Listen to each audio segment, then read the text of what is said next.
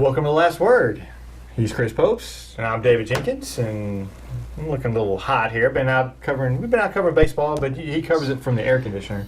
It's hot in there, man. It's tough life. Tough job out there covering baseball in an air-conditioned press box at beautiful Hill House Park in Charleston. The state baseball Senior Bay Brewers tournament is being held there this weekend. If you go out there, catch some games. Charleston was playing in it. Some other local schools, Jackson, New Madrid. River Bend down in New Madrid. The Ducks. Quack. They got a win this morning. Quack, Mr. Ducksworth. That's what we covered this morning. Yes. But I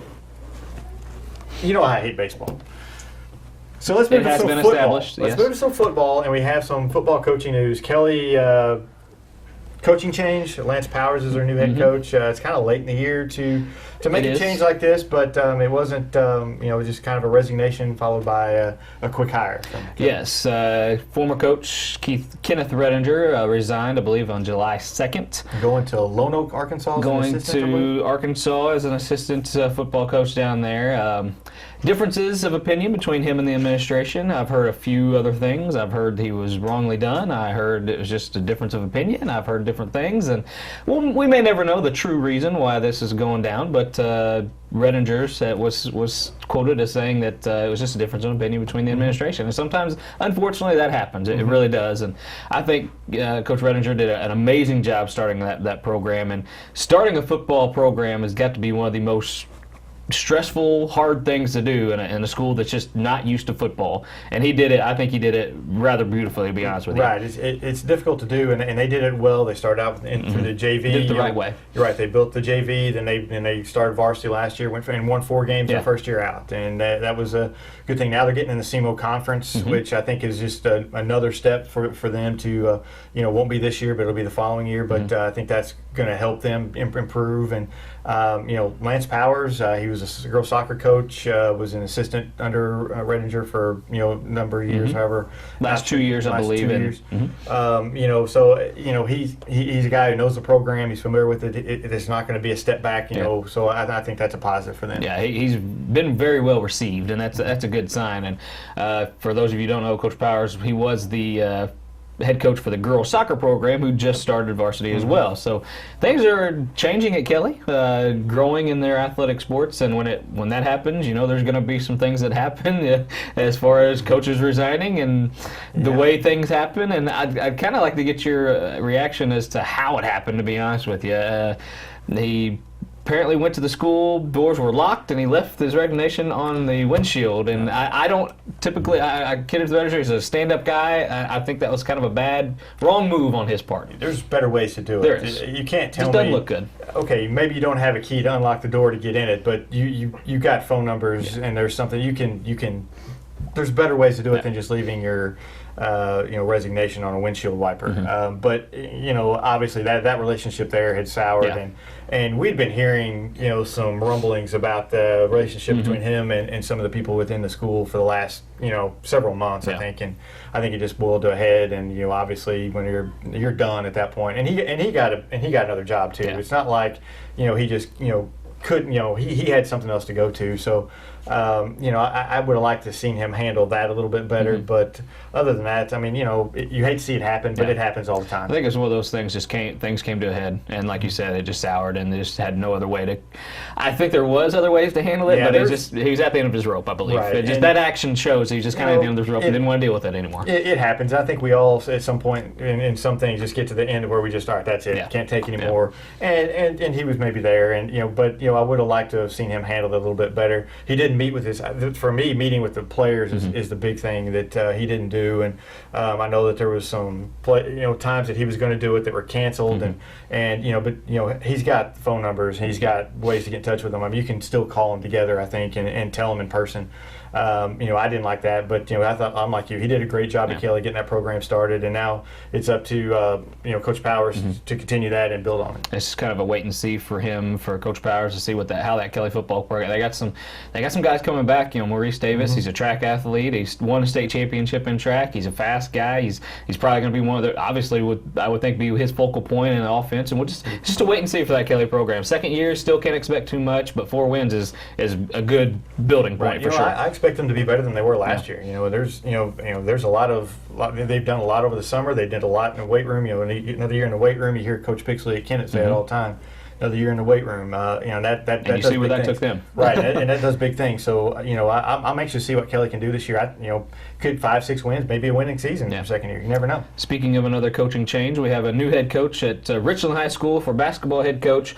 Might be a new coach, but definitely not a new name around here as far as basketball goes. Dominatrix Johnson from Bell City, formerly of Bell City High School, won 2 state championships while he played basketball there.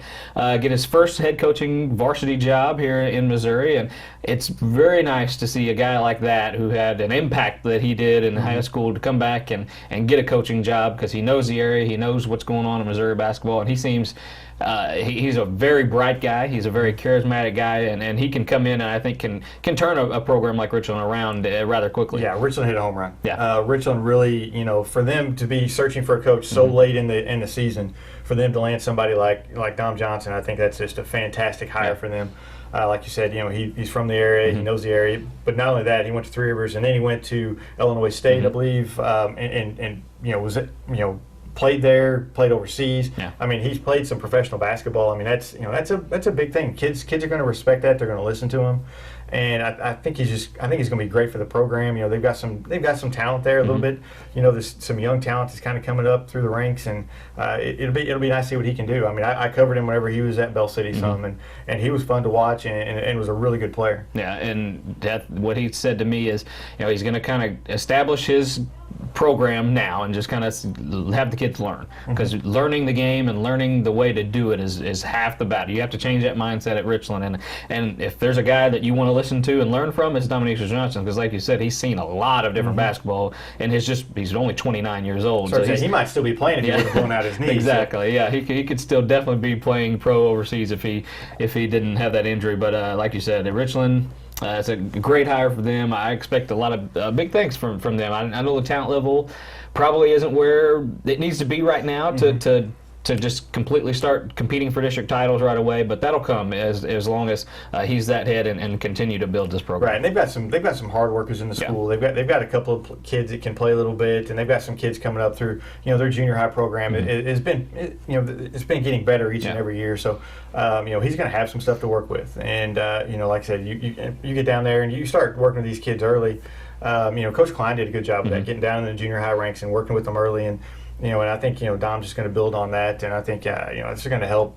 Just going to help that program. Richland needs to be good. Yeah. For so many years they were good. Back in the '90s and even some in the early '80s. They've been good, and you want to see that continue. And they've been down for quite a while now. Yeah, it's Richland. They do have a rich basketball tradition. They have a state. Not a lot of people know they won a state championship in 1996. That's not always been this way. They had a couple of good years before and after that. They had some good players. Even up into the early 2000s, they had some good players and some good teams, and they were always a factor. Yeah. And then about 10, 12 years ago, it just went away, and they haven't really. It's been kind of barren since, and you want to build that program up, and I think he's a good choice to do that. Jinx, I saw you got to meet Miss Jenny Finch not too long ago. I did.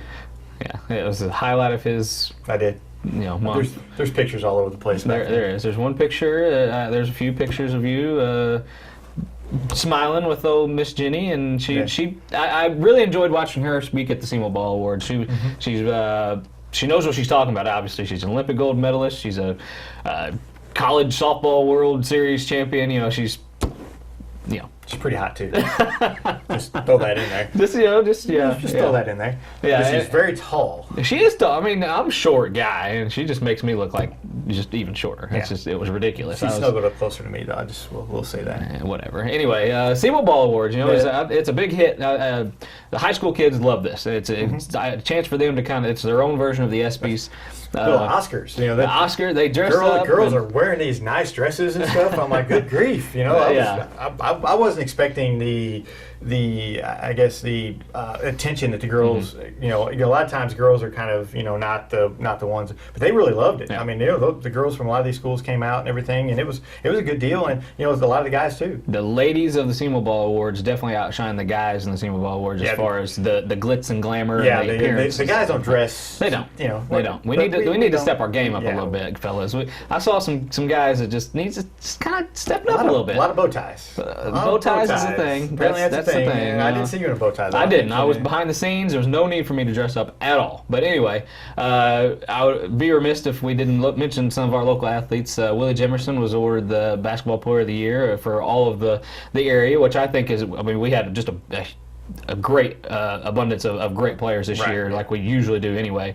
Gabe Wheeler from Saxon, Golfer of the Year. Taylor Tiffany, the Softball Player of the Year. Of course, she getting her and Jenny Finch together, that you know, two powerful arms there. I'm not saying, I'm not comparing, not diminishing Jenny Finch at all, saying that she's comparable to a high school pitcher, but I'm saying Taylor Tiffany. I couldn't hit off. She did turn down Mizzou to go to Auburn Montgomery, and Taylor Tiffany did. She got an offer from Mizzou, decided that Auburn Montgomery is the best place for her, and good for her. You know, just because you get a calling from a big school doesn't mean you have to go there. You got to go where you're comfortable, and she will. They've won what, 2 NAIA titles? Last 2 NAIA titles, yes. That's hard to say, NAIA, but yeah, they won. And so I mean, she's going to a program that wins. You know, she's going to be successful there. You know, so I can't say anything. You know, get your education, have some success, win a bunch of games, and have fun. You know, that's what you do. Auburn Montgomery will be moving to Division II, not this year, but the year that Taylor Tiffany does is a freshman there. So we'll see how that step up of competition does for there. I'm assuming they're going to do pretty well, even though since they're winning some national titles. But anyway, Jenks, that's another episode of The Last Word, and next time we'll be talking a little bit more. We just get inching closer and closer to football. We're going to be talking a lot more about football in the next episode. I just have a feeling, you know, it's going to be right before the first practice starts. I have a feeling we're going to be talking a lot about football. We'll get out and get a little more information as things develop, and we'll catch you guys later on the next episode of The Last Word.